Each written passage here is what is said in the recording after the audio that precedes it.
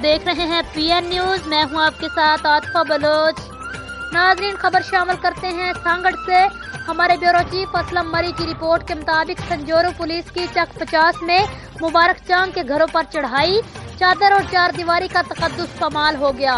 मुबारक चांद ने press club चक number 22 जमड़ाओ press conference करते हुए कहा कि रात के पिछले पहर तकरीबन कोई 4 बजे संजोरू पुलिस SHO जमन खोसू की सरबराही में 4 पुलिस मोबाइलों के साथ हमारे घरों की दीवारें फैलाकर हमारी औरतों और बच्चों को जदोकोब किया और घर में पड़े सामान की ऐसे तलाशी शुरू की जैसे कोई हम बहुत बड़े दहशतगर्द हों।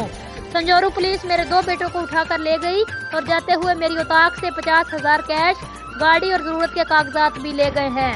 SHO संजोरू बिलाजवाज मेरे बच्चों को उठाकर ले गया।